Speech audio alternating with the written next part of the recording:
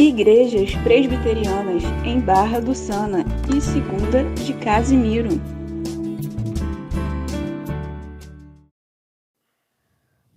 Livro de Atos dos Apóstolos, no capítulo 13, vai chegando a sua Bíblia, dos versos de 16 a 25. Pastor, verso 16, a gente não tratou dele na semana passada, pastor. Foi o último verso da semana passada. Na verdade, a leitura do verso 16 hoje é apenas para nos introduzir aqui na nossa reflexão de hoje, na nossa leitura de hoje. Então, Atos dos Apóstolos, capítulo 13, a partir do verso 16 até o verso 25. Nós vamos fazer aqui uma breve introdução primeiro, para a gente entender aqui o texto, e aí depois a gente faz a leitura do texto. Na nossa última reflexão, que nós fizemos no domingo, nós vimos que Paulo e Barnabé, eles chegaram até a cidade de Antioquia da Pisídia a fim de pregar o evangelho, naquilo que nós chamamos de a primeira missão evangelizadora organizada da igreja. Você deve se lembrar, falamos disso já nas duas últimas reflexões nossas. E que ao entrarem então nessa cidade, o que eles fazem? Eles põem em prática um método que Paulo vai repetir nas suas demais viagens, de irem primeiro até a sinagoga, para anunciar primeiro aos judeus o evangelho. E no caso aqui, na sinagoga de Antioquia, da Pisídia, eles recebem a oportunidade de falar ali aos irmãos, quando eles dizem assim no verso 15, se tendes alguma palavra de exortação para o povo, dizei-a. E aí, queridos, Paulo tinha uma palavra. Paulo tinha uma palavra. E aí, de imediato, como uma prática aqui para nós, eu te pergunto, o que você tem a dizer a este mundo? O que você tem para falar para o seu vizinho? O que de mais importante você tem na sua vida que você possa compartilhar com as pessoas de bom para a sua vida, de bom para a vida dessas pessoas? A proclamação do Evangelho, poderíamos dizer assim, estava na ponta da língua de Paulo, era a sua vida. Seu coração estava tomado do Evangelho. Espero que os nossos corações semelhantemente estejam tomados do Evangelho, a fim de extrapolarmos, extravasarmos o Evangelho que está dentro de nós. E assim Paulo, em um longo discurso que vai dos versos de 16 até 41, ele expõe o Evangelho de Jesus Cristo naquilo que é considerado o único sermão completo de Paulo em toda a Escritura. O que nós veremos em outras ocasiões, nas próprias epístolas do apóstolo Paulo, são trechos de seu sermão, são ideias daquilo que ele pregava. Mas aqui, poderemos dizer que é o único sermão completo descrito do apóstolo Paulo em toda a Escritura. E aí, neste sermão de Paulo aqui, dos versos de 16 a 41, nós podemos dividir esse sermão em 3 partes, que é o que nós faremos em nossas reflexões. Na primeira parte, que será objeto da nossa reflexão de hoje, portanto, a segunda parte será no domingo, e finalizaremos o sermão de Paulo na quarta-feira que vem. Nesta primeira parte, o que nós temos? Paulo, ele se preocupa em rememorar aos judeus e apresentar aos gentios que ali estavam, lembra do que foi dito, Vós, israelitas, e os demais que temais ao Senhor. Então nós tínhamos 2 grupos ali na sinagoga. Então ele se preocupa em rememorar aos judeus e apresentar aos gentios um pouco da histórica relação de Deus com o povo de Israel, que terminará fundamentalmente na pessoa de Cristo. Nós veremos isso claramente no seu sermão nessa primeira parte. Até porque, queridos, é exatamente assim que deve ser toda a pregação do Evangelho. O ponto alto é Cristo Jesus. O ponto alto de nossa pregação será sempre Jesus Cristo. Na segunda parte do discurso que nós veremos no domingo, que vai do verso de 26 ao verso 31, Paulo ele se concentra na obra de Cristo aqui na terra, quando ele esteve aqui nos seus dias na terra, durante 3 anos e meio, e os seus efeitos aos crentes, obviamente por conta da fé em Cristo Jesus. Paulo se concentrará nesta obra de Cristo, principalmente nos relacionamentos relacionados à cruz e à ressurreição. É a segunda parte. E na terceira parte desse discurso, que vai dos versos de 32 a 41, Paulo ele se preocupará essencialmente em fundamentar a doutrina da salvação em Cristo Jesus por meio das promessas do Antigo Testamento. Já nessa primeira parte de hoje, nós vamos falar aqui algumas coisas, mas na parte final ele vai se concentrar em encontrar no Antigo Testamento os devidos apontamentos para a pessoa de Cristo Jesus, apresentando assim aos judeus e aos gentios que ali estavam.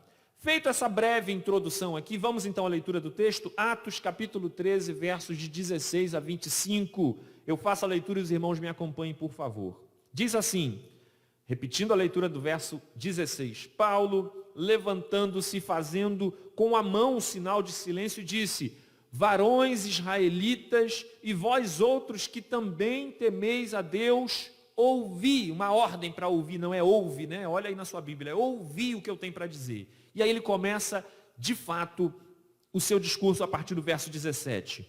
O Deus deste povo de Israel escolheu nossos pais e exaltou o povo durante sua peregrinação na terra do Egito, donde os tirou com braço poderoso, e suportou-lhes os maus costumes por cerca de 40 anos no deserto. E havendo destruído 7 nações na terra de Canaã, deu-lhes essa terra por herança, vencidos cerca de 450 anos. Depois disto, lhes deu juízes até o profeta Samuel. Então eles pediram um rei, e Deus lhes deparou Saul, filho de Quis, da tribo de Benjamim, e isto pelo espaço de 40 anos. Verso 22.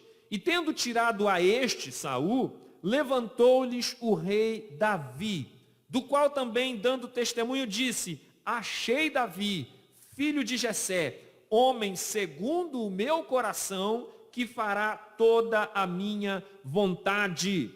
Da descendência deste, conforme a promessa, trouxe Deus a Israel o Salvador, que é Jesus, havendo João Batista, primeiro pregado a todo o povo de Israel, antes da manifestação dele, batismo de arrependimento, foi a pregação de João Batista. E por fim o verso 25, mas ao completar João a sua carreira, João Batista dizia: não sou eu quem supondes, mas após mim vem aquele de cujos pés não sou digno de desatar as sandálias. Senhor, eis-nos aqui diante da tua palavra, meu Deus. Que a autoridade da tua palavra seja a máxima de nossa vida.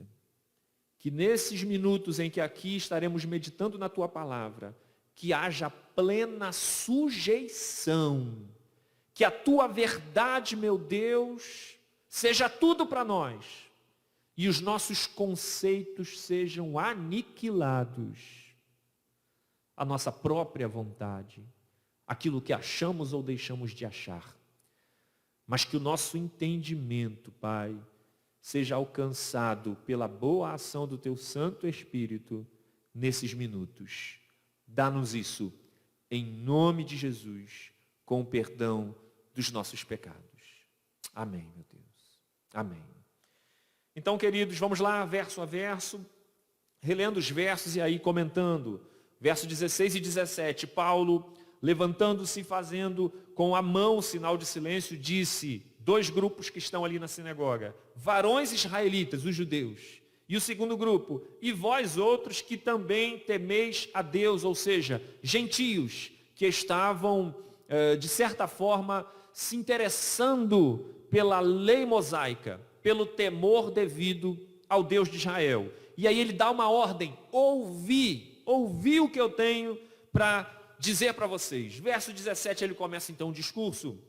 O Deus deste povo de Israel escolheu nossos pais e exaltou o povo durante sua peregrinação na terra do Egito, donde os tirou com braço poderoso. Paulo, ele inicia aqui o seu discurso, queridos, no mesmo sentido daquele sermão de Estevão, que nós trabalhamos lá no início, fazendo o quê? Fazendo um panorama da história de Israel, rememorando aos judeus que o Senhor os havia escolhido e que por conta disto, pelo fato de Deus ter de cumprir a sua palavra, as suas promessas e de completar a sua obra, isso é certo porque Deus precisa cumprir com a sua palavra. O que nós temos aqui? Temos Paulo afirmando que Deus então promoveu durante toda a história de Israel o devido sustento do povo, guardando-os, obviamente para que ele cumprisse a palavra que ele mesmo garantira,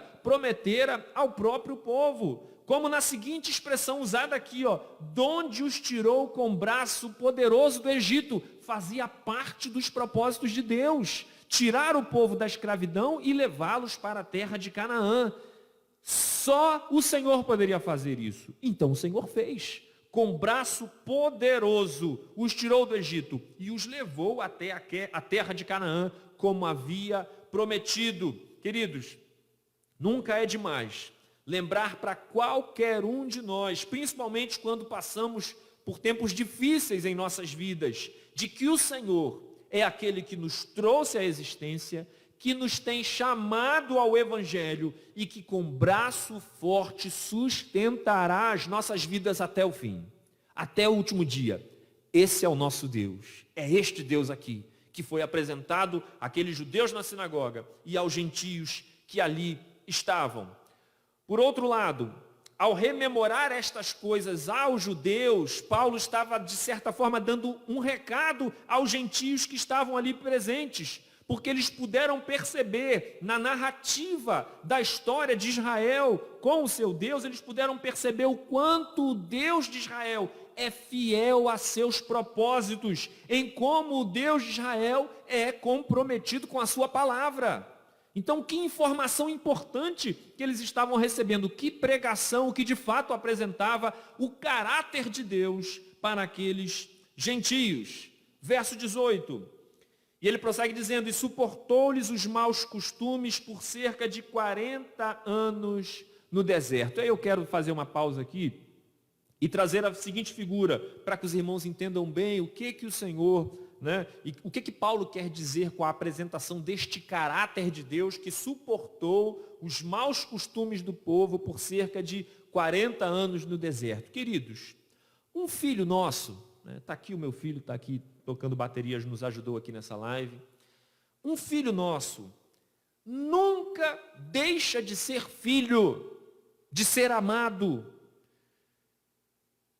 de ser objeto da nossa misericórdia, do nosso amor, do nosso cuidado, mesmo quando não seguem os nossos conselhos, mesmo quando até mesmo por vezes nos desaponta, ou quando até mesmo vira as costas para nós, eles nunca deixarão de ser nossos filhos. Assim é Deus Pai, para com o seu povo. Assim é Deus para com o povo a quem Ele escolheu, para com a minha vida e para com a sua vida. Durante 40 anos, o que o Senhor fez com esse povo? Cuidou dele, alimentou com o maná no céu, um maná que desceu do céu naquele deserto, queridos. Promoveu água para saciar a sede do povo naquele deserto.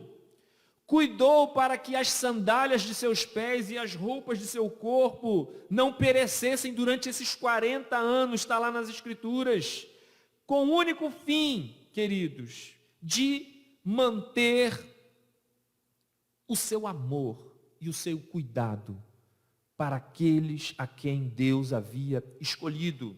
Queridos, o que nós temos aqui nessa história do cuidado de Deus no deserto, citando aqui Deuteronômio 1, capítulo 1, verso 31, Deus carregou no colo o seu povo num deserto como um pai carrega o seu filho. É a citação que Deuteronômio 1, 31 faz.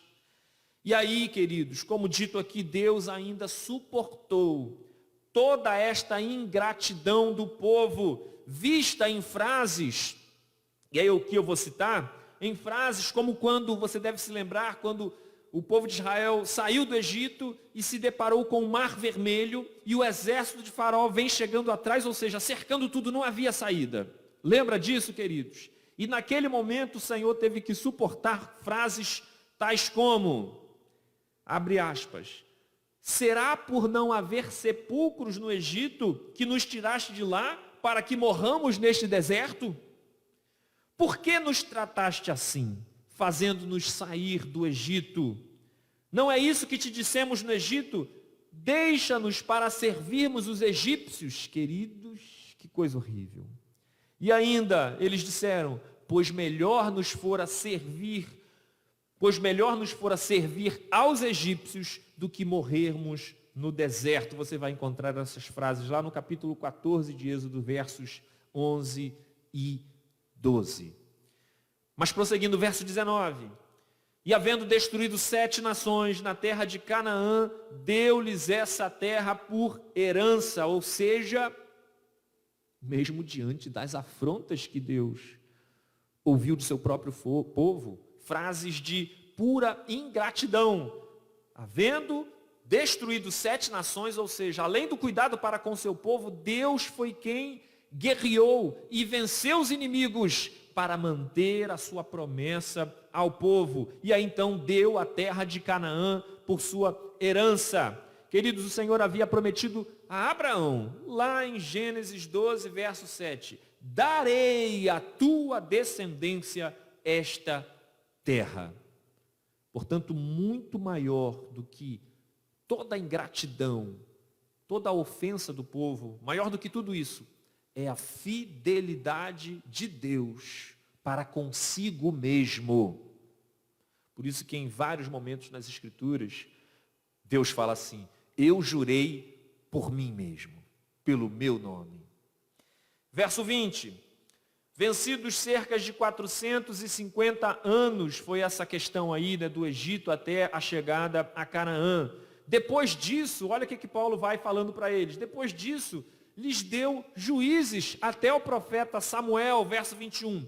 Então eles pediram um rei, e Deus lhes deu Saul, filho de Quis, da tribo de Benjamim, e isto pelo espaço de mais 40 anos. Queridos, depois de cumprir sua promessa e dar a terra a seu povo, o Senhor ainda dá a Israel juízes, sacerdotes, ainda que não mencionados aqui, até porque Samuel exercia esse ofício, profetas e reis, que mesmo ante a motivações equivocadas, é importante dizer, por que equivocadas? Porque quando o povo de Israel chega para Deus e pede o seguinte, nós queremos um rei. Por que motivo Israel pediu um rei? Porque todo mundo tem um rei. E o Senhor olhou com isso com um certo desapontamento, porque para Deus, Deus era o rei de Israel. Deus é o rei de Israel. O povo não precisava de um rei.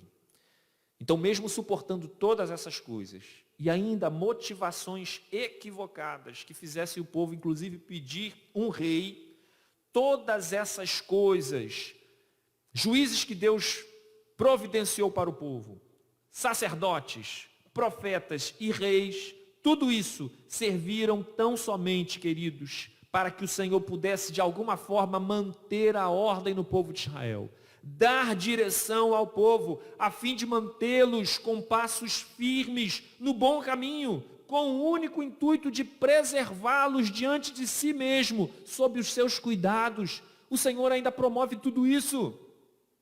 E aí Paulo está dizendo, está rememorando isso aos judeus ali na sinagoga e apresentando este caráter de Deus aos gentios. Verso 22, e tendo tirado a este, Saul, levantou-lhes o rei Davi, do qual também dando testemunho disse, achei Davi, filho de Jessé, homem segundo o meu coração, que fará toda a minha vontade.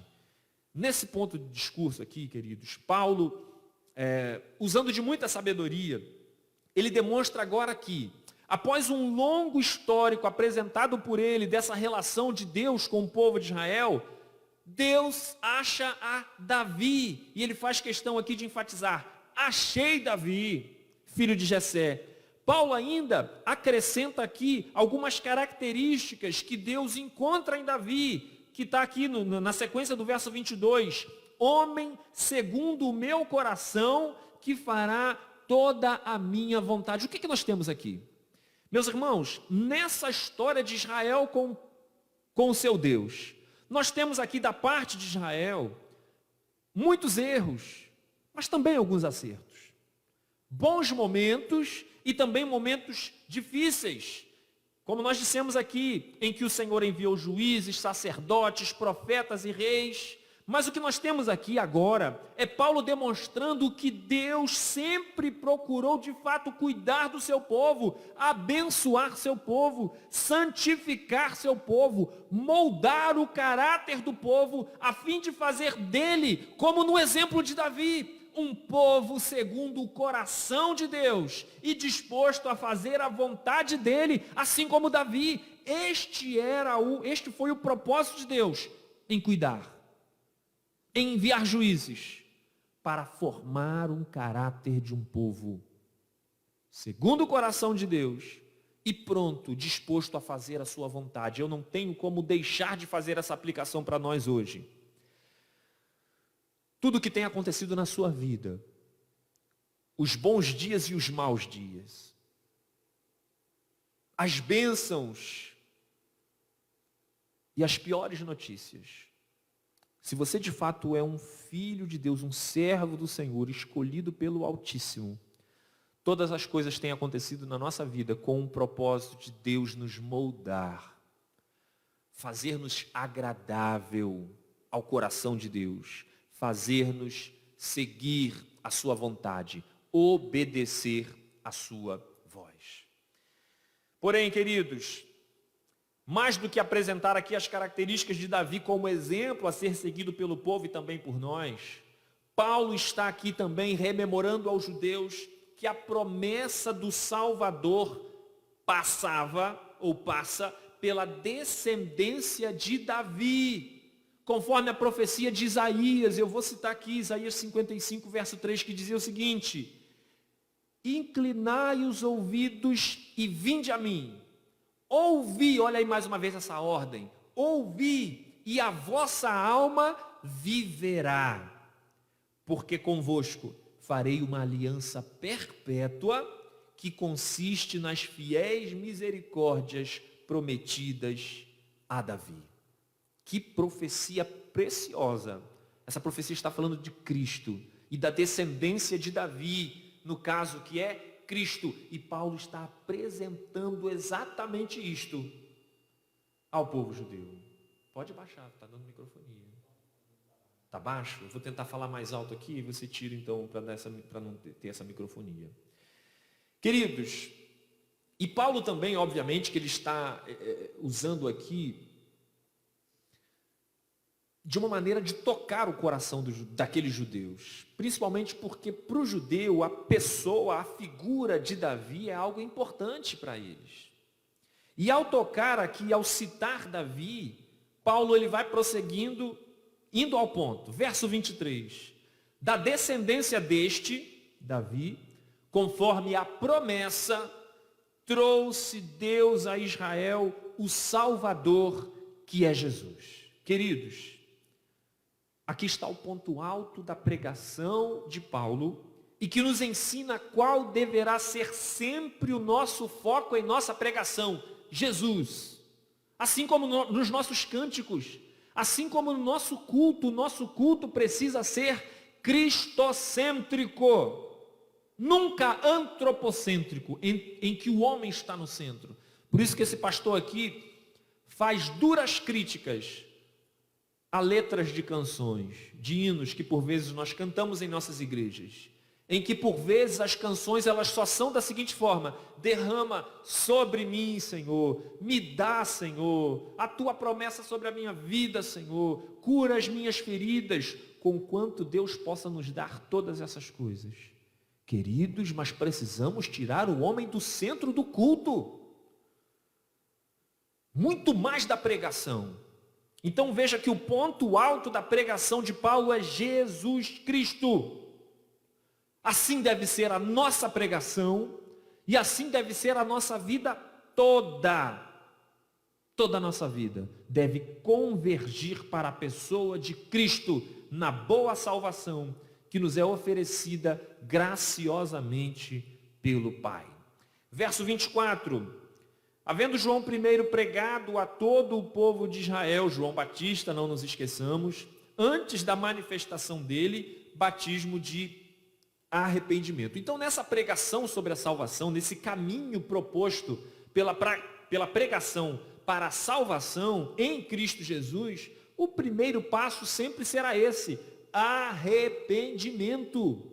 Ninguém pode chegar a Cristo Jesus sem verdadeiro arrependimento de seus pecados, sem uma verdadeira consciência do estado de pecado, da condição de pecado do ser humano sem Deus, que é a condição de todo aquele que é nascido neste mundo. Todo homem nasce pecador, por conta do pecado de Adão,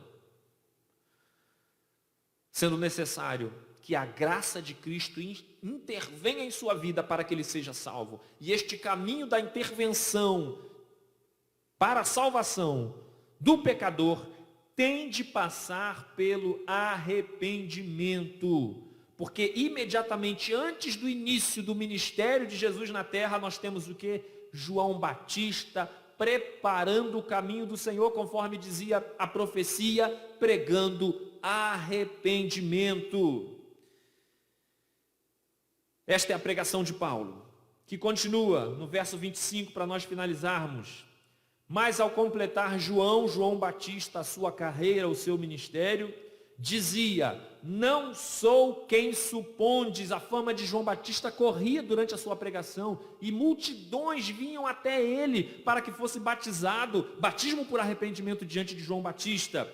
Mas ele prossegue: mas após mim vem aquele de cujos pés não sou digno de desatar as sandálias. Com isto, querido, Paulo, ele enfatiza aqui em sua pregação quem é o único mediador entre Deus e os homens: Jesus Cristo. Conquanto tenhamos grandes homens de Deus que nos auxiliam muito em nossa caminhada no Evangelho, é somente em Cristo que reside a possibilidade desta intermediação, a única possibilidade de salvação do pecador por meio de arrependimento e de fé. O que está sendo enfatizado aqui é que a salvação, ela não está em nenhum homem, nenhum profeta desta vida, em nenhum homem, por mais sábio que ele seja. Não está no homem, muito menos em coisas. A única possibilidade de salvação está em Cristo Jesus. Esta era a afirmativa de João Batista. Esta foi a consciência que João Batista queria dar aos seus ouvintes, aqueles que vinham ouvir da sua pregação e ser batizados por ele. João Batista, a quem Jesus Cristo testemunhou da seguinte forma: entre os nascidos de mulher ninguém apareceu maior do que João Batista. Porém, se Jesus pôde dar esse testemunho tão maravilhoso acerca de João Batista, o testemunho de João Batista sobre Cristo é superior quando ele diz: após mim vem aquele cujos pés não sou digno de desatar as sandálias. Mais uma vez, o ponto alto da pregação de Paulo, a máxima da pregação de Paulo é a exaltação da pessoa de Cristo Jesus. Ao pregarmos Cristo, queridos, nós não estamos oferecendo ao mundo uma melhora de vida. Nós não estamos oferecendo ao mundo uma diminuição de sofrimentos, conquanto em Cristo Jesus podemos ter essas coisas: riquezas, boa saúde. Contudo, queridos, esta não é a nossa pregação. A nossa pregação é a plena salvação em Cristo Jesus e a plena e maravilhosa comunhão que podemos ter com o Filho de Deus em nossos dias, se de fato entregarmos a Ele a nossa vida. Esta é a ênfase primeira da pregação de Paulo nesta primeira parte. No próximo domingo, às 9 horas da manhã, aqui na Igreja Presbiteriana em Barra do Sana, e às 19h30, lá na segunda Igreja Presbiteriana em Casimiro de Abreu, onde nós transmitiremos o culto, transmitiremos não o culto de 9 horas da manhã na Barra, transmitiremos o culto de 19h30 da segunda Igreja Presbiteriana. Nós então vamos entrar na segunda parte do discurso de Paulo, em que ele nos traz aqui a obra de Cristo em seus dias aqui na terra e seus efeitos ao crente, centralizando ali na cruz de Cristo e na ressurreição. Queridos, que Deus nos abençoe, que Deus nos demonstre de fato que a nossa vida precisa apontar para Cristo. O foco da nossa pregação e de nosso viver é Cristo Jesus. Porque qualquer outro caminho, qualquer outra emenda a estas coisas, nos fará perder tempo. Quem sabe até perder este caminho que nos leva a Deus, que é só Cristo Jesus. Oremos. Senhor nosso Deus e Pai, bendito seja o teu santo nome. Obrigado por esta oportunidade de estarmos meditando na tua palavra, e não apenas por esta, mas durante todo esse tempo que temos estudado o livro de Atos dos Apóstolos, aonde claramente o Senhor nos tem acrescentado dia a dia conhecimento, verdades a serem aplicadas na nossa vida, meu Deus, que é o que nós queremos te pedir a despeito daquilo que refletimos hoje, que a nossa vida seja Cristo Jesus, que a nossa pregação seja Cristo Jesus, que tenhamos a plena confiança naquele que nos chamou e tem sustentado as nossas vidas, a fim de que suas promessas prossigam em nós, a fim de que a sua obra em nós seja completa. O que será? Quando enfim adentrarmos a eternidade, por meio da fé em Cristo Jesus. Dá isso à minha vida, Senhor, dá isso à vida dos meus irmãos. É a nossa oração desse instante. Em nome de Jesus. Amém. Igrejas Presbiterianas em Barra do Sana e segunda de Casimiro.